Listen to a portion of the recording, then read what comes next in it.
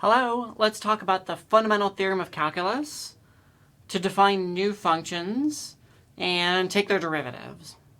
I want to work with you today on a particular integral that we're using to define a new function. The integrand is e to the minus t squared. The differential is dt. The variables match right here and are not x. I'm integrating from 0 to x squared. So I've got a compound function, a function that's the composition of other functions appearing upstairs in the upper bound of integration. And I'm using that to define my function capital F of x here. So I wanted to talk about what the derivative of capital F of x is. And I wanted to do it specifically with this example because I've got this more complicated expression right there. In general, here's what the fundamental theorem of calculus says. In general, it says that the people in the hallway should be quiet, but it also says that the integral, that the derivative, ddx, of the integral from a to x of f of t dt is equal to f of x. So that's like a generic version of it.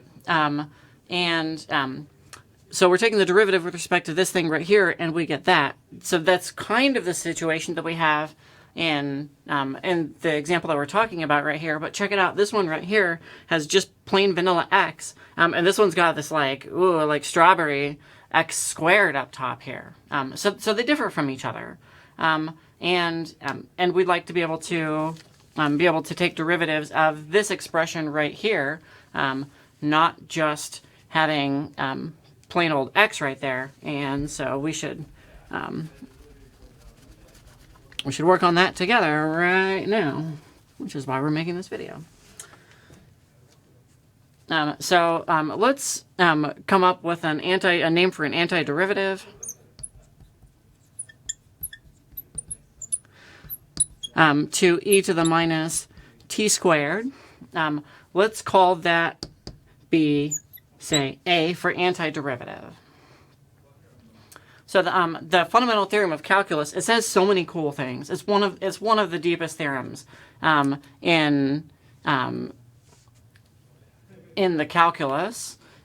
Says that this function capital F of x that we're using to talk about as the result of this integration right here is a of x squared minus a at 0.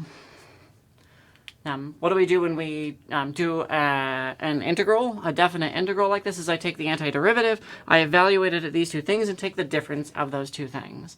So in this particular case, my upper bound is x squared, so I'm going to take my antiderivative and I'm going to evaluate it at x squared.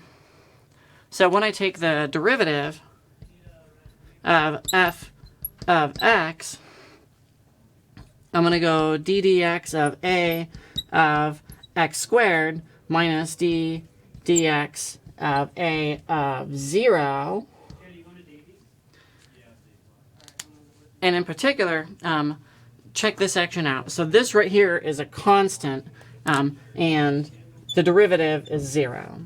Because a of 0 is just a number. I don't know what number it is, but it's just a number. And the derivative of any number is 0. This part right here is, well, I've got the derivative of a, but look, I'm composing an x squared into it. So I've got this composition of functions, right? So this thing right here, the antiderivative, has this upper bound, this compound function composed into it. So when I take the derivative, I'm going to have, well, the derivative of the antiderivative is the thing I started with. So that's going to be e to the minus t squared, but that's evaluated at t equals x squared times the derivative of the inside, and the derivative of the inside is x squared, so 2x. So I need to do this composition. So I have e to the minus x to the fourth, because squared squared, times 2x. I think I'm going to redo this line right here, because I didn't like the way I phrased that. So I'm going to put the minus x squared right there.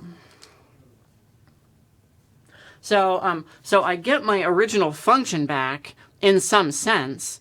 It's just that I've had this other thing composed into it. I had this more complicated expression of x composed into the function, and then I have multiplied by the derivative on the outside right there. Okay, so when you're doing one of these problems, when you're defining a new function via an integral, and the bound of integration is a more complicated expression than just x, then when we take the derivative of that expression, I pick up chaining out of the derivative. So 2x is the derivative of x squared.